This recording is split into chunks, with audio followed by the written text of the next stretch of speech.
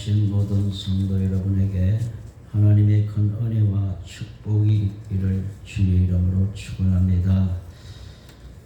왕이라는 것은요, 옛날에 군주국가 나라에서는 나라를 다스리는 최고로 높으신 분을 다가 왕이라 그렇게 말을 하는 것입니다.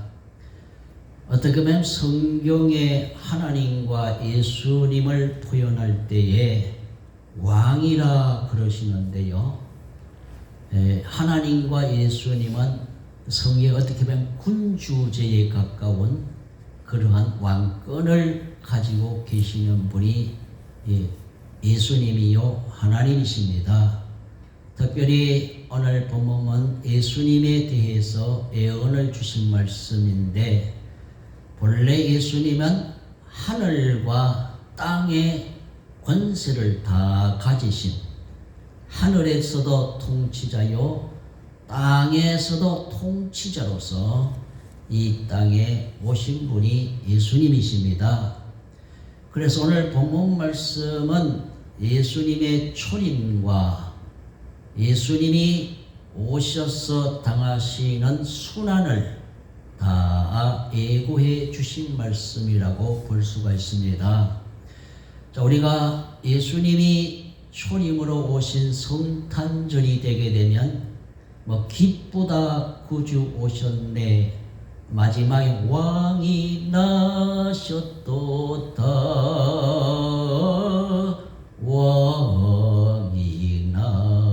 왕이 나신 것을 성탄절에 우리가 영광을 돌리고 있잖아요. 또 저들 밖에, 나중에는 이 저들 밖에 그 찬송을 부르면 마지막에는 예수님께서 노엘 노엘 노엘 노엘 이스라엘 왕이 나셨다. 우리 예수님이 초림에 예수님이 오실 때에 왕으로 오셨다라고 찬양을 부르지 않습니까? 그래서 이 왕이 오시는 것에 대해서 에브라임과 예루살렘은, 여기 에브라임은 시온을 먼저 했죠. 시온에 따라 크게 기뻐할지어다, 예루살렘에 따라 즐거이 부를지어다. 시온의 땅 예루살렘에 따른 택한 백성을 말하고 있습니다. 모든 택한 백성은 크게 노래하고 예수님이 임하심으로 말미암아 즐거이 외칠지어다. 보라, 내 왕이 내게 임하시나니 그럽니다. 여기에 이 기뻐하라 즐거이 부를지어다 라는 것은 기쁠 때 외치는 소리를 말하는 것이 주된 내용이고요, 또는 원수를 이겼을 때에 부르는 함성, 군대가 전진을 명령했을 때에 큰 소리를 내는 것처럼 그럴 때 사용되는 단어였었습니다. 그래서 이 하나님의 택한 백성이요 언약의 백성 전체는 예수 그리스도가 임하심, 왕이 임하심을 다가 막 소리를 지르면서 즐거이 기쁘게 소리를 지르고 즐거이 소리를 지르면서 왕이 오심에 대해서 우리가 기쁨과 즐거움으로 그분을 맞이해야 되는 것입니다. 여러분, 마태복음 21장 1절로 11절 말씀에 보시게 되면 예수님께서 예루살렘에 입성하실 때에 5절 말씀에 보게 되면 시온의 딸에게 이르기를 내 왕이 내게 임하시나니 그는 겸손하여 나귀 새끼 곧 멍에를 매는 자의 새끼도다 해가지고 예수님이 예루살렘에 입성하실 때에 막 시온의 딸들이 영광을 돌리고 소리를 지르고 기뻐했는데요, 겉옷을 겉옷을 예수님이 타시는 나귀 위에 그냥 깔아드리고 겉옷을다가 길에 깔아드리고 그리고 나무 가지를 베어가지고 예수님이 걸어가시는 길에 깔면서 호산나 찬송하리로다 하고 막 그냥 기뻐하며 영광을 돌렸어요. 자, 예수님이 초림의 예수님이 오실 때에도 성탄절에 모든 사람이 기뻐하고 즐거워하면서 왕이 오심을 찬송하고 노래하며 춤추고 기뻐했던 것처럼 예루살렘의 입성은요, 예수님께서 내가 예루살렘에 가면 무슨 일을 만날는지 나는 알지 못하노라 그래서 이미 예수님에 올라가시면 손안이 예비되어 있다는 것을 알고 계셨어요. 그러면서도 예수님은 당당히 왕으로서 나귀 새끼를 타고 그는 예루살렘에 입성하시는데 많은 사람들이 예루살렘에 이 순환당하러 사실 입성하지만 사람들이 그분에게 막 자기의 겉옷을 길에 깔아주고 그리고 나귀의 등에 깔아가지고 예수님이 나귀의 겉옷을 깔고 앉게 하시고 길을 갈 때에 자기 겉옷을 밟고 지나가도록 하고 그리고 나무 가지를다가 깔아가지고 그리 지나가게 했던 것을 보게 됩니다. 그래서 예수님은 초림에 예수님이 오셨을 때나 고난당할 때에 고난의 길을 걸어가실 때든지 재림에 예수님이 오실 때든지 왕이 우리에게 오시면 무조건 우리는 그분에 대해서 기쁜 소리로 찬송을 하고 그분에게 즐거운 소리를 바라면서 그냥 영광을 돌려야 되는 것이 그분에 대한 임하심에 대한 맞이하는 분들입니다. 자, 우리가 오늘 여기에 이 내게라는 것은요 다른 사람에게 임하는 것이 아니라 내게 오시는 임금이요 내게 오시는 왕이십니다. 그분이 내게 구원을 주시고 내게 복을 주시고 내게 제사함을 주시려고 오시기 때문에 우리는 자기 각자가 내게 오시는 예수님을 영접하고 내게 오시는 예수님을 찬송하고 내게 오시는 예수님을 기쁨으로 맞이해야 되는 것입니다. 그리고 여기에서요 막 그분을 노래하고 크게 기뻐하라는 것은 굉장한 이 힘있는 명령이요.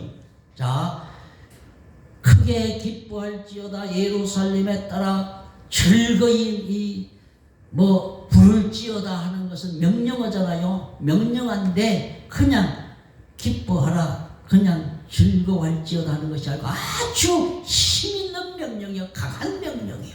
그래가지고 모든 사람은 기뻐하는데 힘있게 기뻐하고 힘있게 즐거이 부르면서 내 왕이 우리에게 오심을 다가 기뻐하고 고난당하시는 어떻게 보면 고난당하시는 주님이 올 때 눈물을 흘리고 괴로워해야 되겠지만은 우리 죄를 사하시기 위해서 그분은 예루살렘에 입성하시고 고난당하셨습니다. 십자가를 지셨습니다. 그렇기 때문에 내 왕이 내게 임하시나니 크게 막 그냥 기뻐하고 예루살렘의 딸이나 시온의 딸 할 것 없이 모두가 즐거이 부르면서 그분의 오심을 기뻐하고 그분의 십자가의 길을 가신 것을 우리가 큰 소리로 외치며 찬송해야 될 것이요.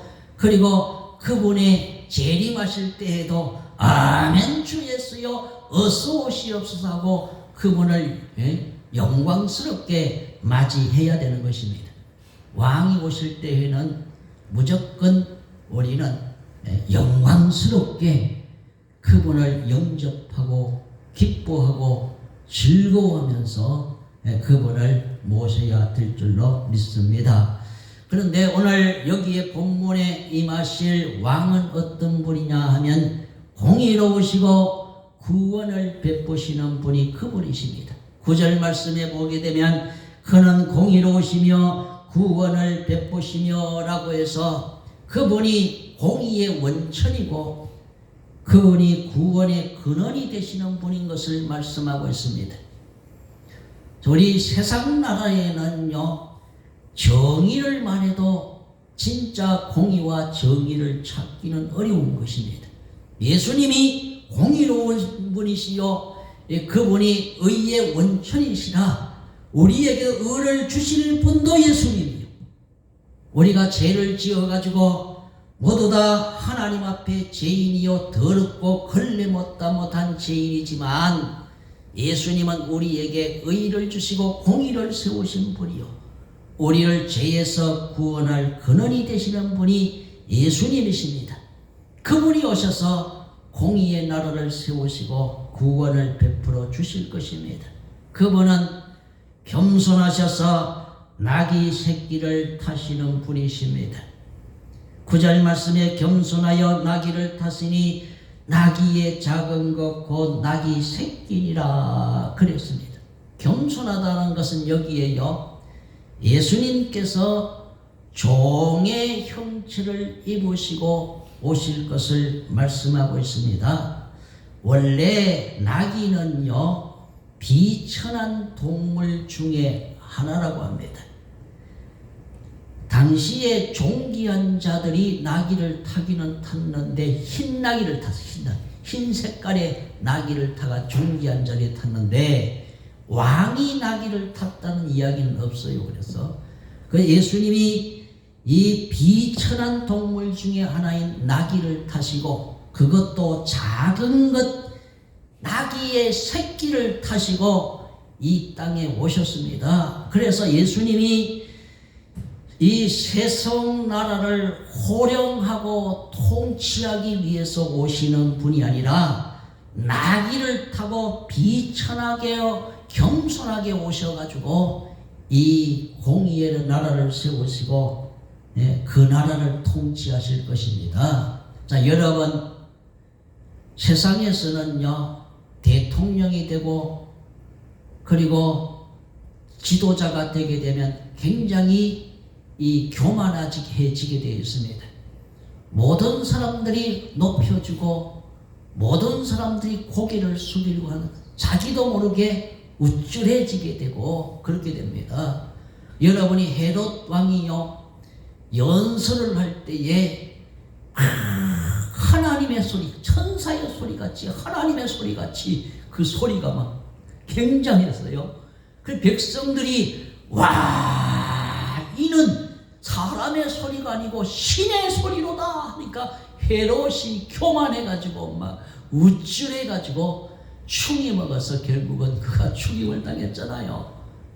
왕이 되고 대통령이 되게 되면 사람이 교만하게 될 수밖에 없는 환경이. 그러나 우리 예수님은 세상을 무력으로 지배한다든지 힘으로 지배하려고 오시는 분이 아니라 겸손하시게 하시고 나귀 중에서도 나귀 새끼 지극히 작은 것 타시고 우리에게 겸손하게 오셔서 모든 사람을 자기 십자가로 종이 되어서 섬기려고 오신 분이 바로 예수님이십니다.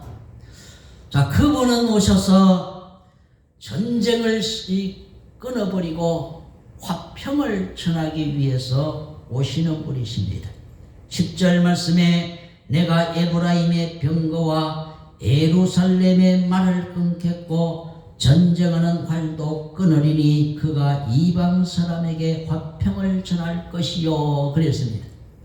자, 여기에 병거와 말과 활은 전쟁에 쓰는 도구인 것입니다. 자, 에브라임과 예루살렘의 병거와 말을 끊어버리고 전쟁하는 활도 끊어버리겠다. 다시 말하면 전쟁을 끊어버리겠다는 것입니다. 그래서 영원한 평화를 상징하는 말이에요. 그래서 침략적인 이 병거와 말과 활을 끊어버려 가지고 영원한 전쟁을 끊어버리고 내가 평화의 왕으로 이 땅에 임하신다, 그런 말입니다. 우리 예수님은 이 땅에 오셔서 전쟁을 끊어버리고 이 땅에 오셔서 평화의 왕으로 오셔서 평화를 주시기 위해서 오시는 것입니다.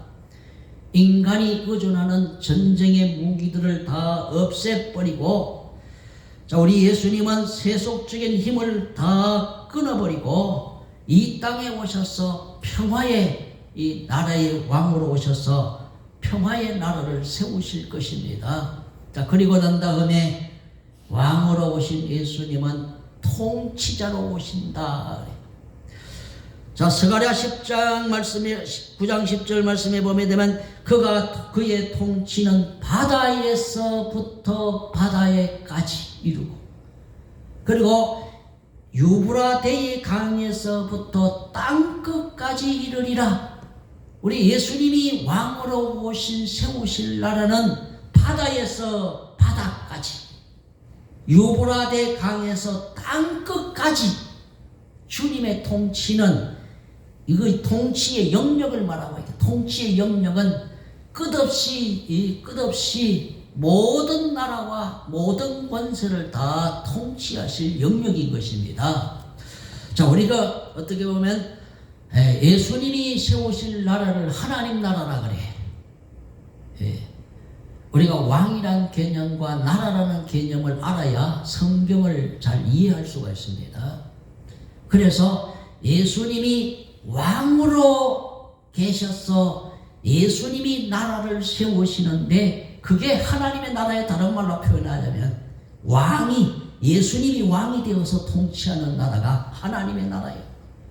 그래서 예수님의 통치는 바다에서 바다까지, 유브라데 강에서 땅끝까지 그 통치가 미치리라 그랬습니다. 자, 여러분, 세상 나라가요, 자기의 나라의 영역을 넓히고 통치권을 넓히기 위해 가지고 옛날에는요, 일본이 많은 나라를 막 그냥 쳐들어가 가지고 우리나라도 짓밟고 중국도 짓밟고 나중에 가서는요, 미국을 그냥 점령하기 위해 가지고 하와이에 있는 진주만이라 그래. 진주만을 그때 당시에 일본이 항공모함이 있었어요. 대단하잖아. 지금 우리나라는 아직까지도 항공모함이 없었어요. 항공모함에 비행기를 그냥 가득 싣고 가서 미국을 그냥 갑자기 기습해가 습격을 하지 않았습니까? 결국은 그것이 도화선이 되어가지고 일본이 원자폭탄을 맞고 두 손 들고 항복하지 않았습니까? 이 일본이 세계를 지배하기 위해 가지고 자기 영역을 넓혀나간 나라가 일본이요. 지금은 미국이 전 세계를 통치하고 지배하고 있지 않습니까?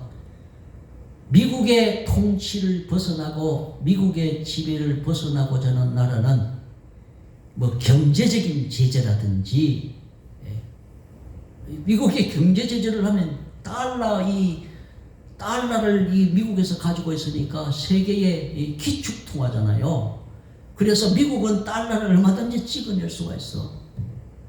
그 우리나라 같은 사람은 까불어봐야 이 미국에서 뭐 이게 경제가 어려울 때에 달러하고 우리나라 화폐하고 뭐 이게 안 바꿔주면은 순식간에 무너질 수도 있어요. 그래서 우리나라하고 미국하고는 이게 돈을 위기가 올 때 바꿀 수 있는 이 화폐 교환 이런 걸 해놨잖아요. 그래가지고 미국이 만약에 이게 손보려면 얼마든지, 아마 작년에도 뭐 여러 나라들을 손봤잖아요. 순식간에 손볼 수가 있어요. 그 미국의 통치, 나라를 직접 가서 통치는 안 하지만 알게 모르게 다 가가지고 지배하는 것입니다. 말 안 들으면 여지없이 경제보복이라든지 정치보복을 하게 되는 겁니다. 그래서 그 통치의 영역을 넓히기 위해서 그렇게 하는 것입니다. 우리 예수님의 통치의 영역은 바다에서부터 바다까지, 요브라다강에서 땅끝까지 미치는 통치의 영역이요, 예수님의 통치의 영역에 안 미치는 영역이 없다는 것입니다. 자, 그래서 예수님이 초림의 예수님으로 말미암아서 이 평화의 정권이 초림에 세워지게 되고, 교회를 통해서 하나님의 나라가 막 전파되게 되잖아요. 땅끝까지 전파되게 되고, 마지막으로 완성된 영원한 나라는 예수님의 재림을 통해서 세우는 영원한 나라, 예수님의 통치가 어디든지 다 임하는 그러한 통치의 나라를 세우실 것입니다. 자, 그러면 예수님은 이 언약의 피로 인해서 갇힌 자를 해방하셔서 그 일을 세워나갈 것입니다. 스가랴 9장 11절 말씀에 또 너러 말하건대 내 언약의 피로 말미암아 내가 내 갇힌 자들을 물 없는 구덩이에서 놓았나니 그랬습니다. 자, 너로 말하건대 그러는 건 특별히 너한테만 말하건대 그 말이요, 시온의 이 백성들에게 특별히 너한테만 내가 말하건대. 여러분이 중요한 말은 뭐라 그럽니까? 내가 다른 사람한테 말하지 않고 당신한테만 말합니다, 그렇게 하잖아요. 그와 같이 이 시온의 딸들을 위해서 내게 말하건대, 특별히 너한테만 말하건대 내 언약의 피로 말미암아 내가 내 갇힌 자들을 물 없는 구덩이에서 건져내리니. 물 없는 구덩이는요, 이 도저히 스스로 힘으로는 빠져나올 수 없이 서서히 죽어가는 구덩이를 말하고 있어요. 기어 나올 수도 없고 물도 없고 자기 힘으로는 빠져나올 수도 없는 새다리가 있다든지 밧줄이 있다든지 해가지고 기어 나올 수 있는 구덩이가 아니고, 빠지면 먹을 것도 없고 물도 없어서 스스로 힘으로 못 나오니까 서서히 죽어가는 구덩이를 말하고 있어요.